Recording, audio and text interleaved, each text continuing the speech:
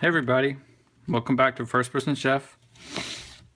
Sorry for the gap in videos. I was a little busy last week.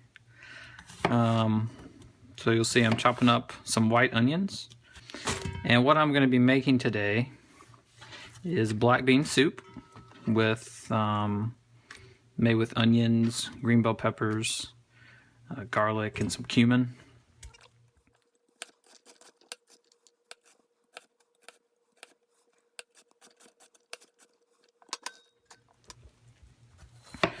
Okay everybody, I'm back. I chopped up the 3 onions. I set 2 aside, or rather I set 1 aside to use as topping at the end, and the other 2 I put in the bowl, which is what I'm going to add the diced bell peppers to.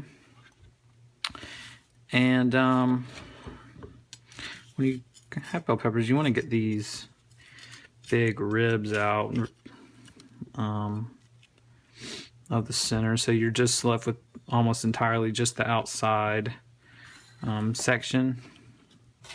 And I got 4 green bell peppers here, so we're gonna have 4 green bell peppers and 2 onions that start off the base of the soup. So I found that I like to cut the top first around, but not all the way through the central area where the seeds are. I like to cut through the thing, through the bell pepper, and then kind of twist the top, and that gets this big bulk of seeds loosened from the bell pepper itself. And then I just like to discard that. I think that's a little bit easier than chopping through. So let me dice these up, and I'll be back with y'all once I'm done with that.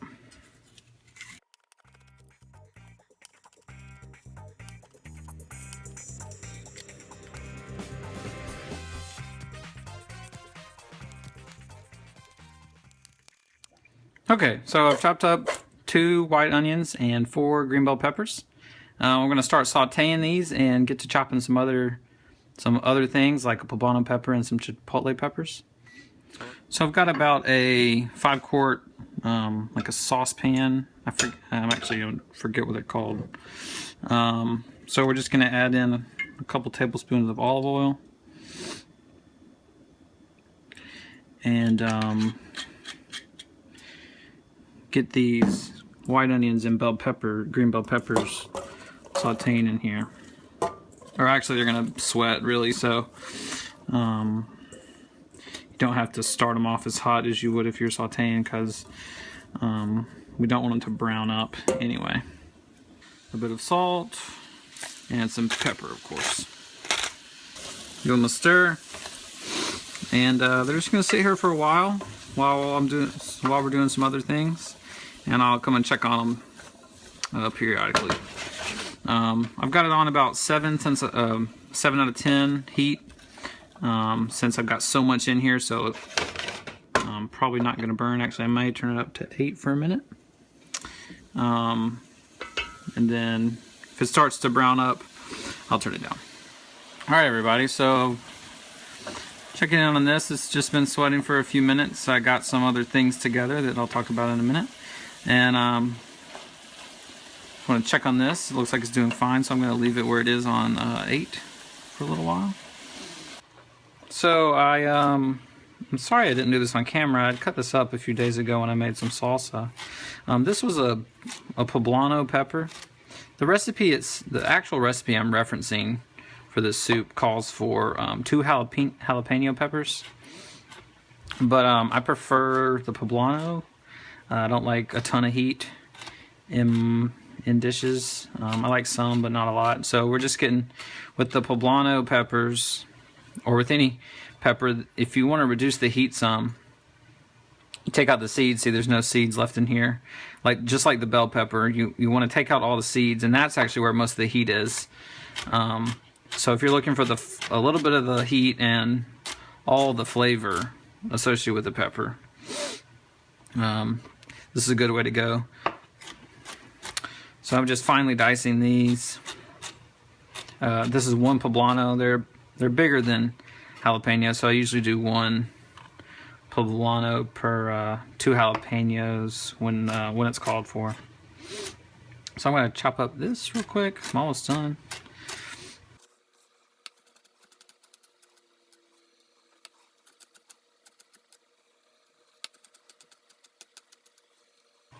Alright, so I got those chopped up. I'm gonna put these in a little bowl. It's actually a ramekin.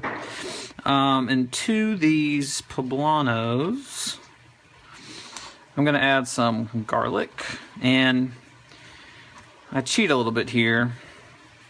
I actually use the pre-minced stuff because garlic's just so fresh garlic's so sticky to work with, so it just makes it a lot easier. It saves me a lot of time to do it like this, and it's actually cheaper. Now I'm going to chop up 2 chipotle chili peppers in adobo sauce. And most places I've gone have these San Marcos chipotle peppers. It looks just like this. We're just going to use 2 for the entire recipe. Another thing, I usually would use a smaller knife to cut these up, but I sent my other knives off to get sharpened. So, and if you want to wear gloves for this, that would be wise. You want to cut these open and get all these seeds out, because otherwise it is going to burn. It's going to be so hot in your dish. So, and actually chipotle peppers were once jalapeno peppers that have, I believe they fully ripened, but then they're smoked and then stored in this red sauce you see. And so they're pretty hot if you leave all the seeds and stuff in. See, 2 of these is gonna really do a lot for our soup. Give it a nice smoky flavor. And if you didn't want to go to the trouble of getting the chipotle peppers in the can, you can always get some hot sauce, chipotle based hot sauce, like Tabasco has a chipotle chili pepper sauce, and this is really excellent. I use this for a lot of things when I want something smoky. So let me get these poblanos in here with my other flavorful little ingredients I've chopped up. And I hear the onions and green bell peppers sizzling on the stove. Okay, so this is trying to sizzle to browning, which I didn't really want, but it'll still be delicious. So I'm going to turn that down, turn the heat down. Woo! Yeah, the steam. It's about like a medium high, like a 6 or so out of 10. And actually I'm going to add a little bit of water in here since I've got some brown spots on the bottom. I'm going to try to get that up. Alright, a little bit of water, we're going to add some. So, poblano, chili pepper, and or chipotle pepper and garlic down in there. And I'm also going to add probably not even a tablespoon of the adobo sauce the chipotle peppers were stored in. And now let's I'm going to add some freshly ground cumin seeds. I actually prefer untoasted cumin, but that's just a personal preference. It's a lot more intense. I really love cumin, so I don't toast mine. And this is probably 2 to 3 tablespoons of ground cumin. Of course, you could just buy the cumin pre-ground. So let me toss that in there. Man, that's starting to smell really good. It's very cuminy, smoky from the chipotle peppers. And a good smell from the sauteed onions and bell peppers. So we can let that sweat for a minute, and I'm going to open the black bean cans. Okay, so I've got 2 cans of black beans. They're actually seasoned black beans. You could do unseasoned, low sodium, whatever you like. I usually prefer low sodium, but these were probably the only large cans they had. So this is 2 26.5 ounce cans of black beans. Alternatively, you could use 4 of the 14 or so ounce cans. We really like black beans, so I usually buy the bigger jars. And we're going to add both of these, liquid and all, into the saucepan. Alright, here we go.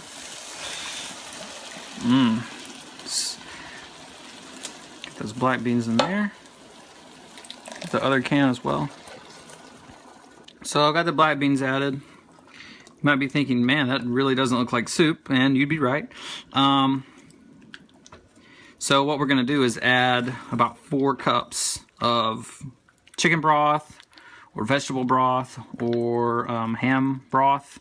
And actually what I've got what I like to do, I'm actually using a ham-based one today. I like to buy this. It's a bouillon base. So this is a ham base, and it's a lot more concentrated. It goes a long way. I'm going to add that to the 4 cups of water. Let's just go ahead and pour this in there. Okay, so we've added our liquid, our broth, or homemade sort of broth. And we're gonna turn this up to high and bring it up to a boil really quickly. And then we're gonna reduce it to a simmer and just let it cook for about 15 to 20 minutes. That's all it really needs in a soup like this. Okay, everybody, it's been 15 minutes. I covered it after I reduced it to a simmer. And so it should be good to go. Almost. Now we're going to blend this up. So if you don't have an immersion blender, which I do, which is a stick blender like this, you can use a regular blender, but it's a little more to deal with than I like to do. So I use a stick blender. This is a really great kitchen tool. I can use it for marinara sauces, any kind of sauce really, soups like we're doing here. If you don't have a stick blender, I would suggest getting one that has a detachable bottom so you can easily clean the bottom portion in the dishwasher so the engine never gets wet. Alright, so let's blend this up some. And I'm going to do it a little bit, I'm going to blend mine until it's a little chunky, not totally smooth. So here we go. Make sure when you're doing this, you make sure the bottom of the blender is low and not near the surface, otherwise you'll get shooting spurts of hot liquid everywhere. So make sure that's all the way down in the bottom.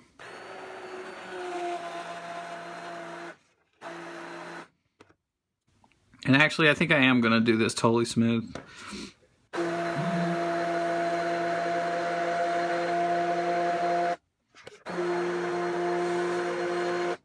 So the soup's all blended.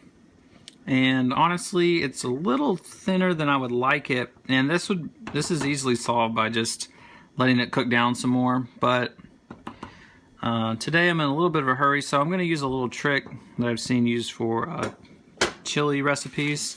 I'm going to add a little bit of masa, which is corn flour, to it, and that's actually going to thicken it up. And this is a good alternative to wheat flour in dishes like this. Dishes that would taste good with corn, like specifically Mexican or Southwestern flavored dishes. I'm just going to put a tablespoon or 2 in there. Okay, so we're all done. After I added the masa in, I decided I would use the blender in the soup again just to get that incorporated better. Sometimes flours are prone to chunk up or, make little pockets of flour that didn't get soaked. So let's go ahead and plate this.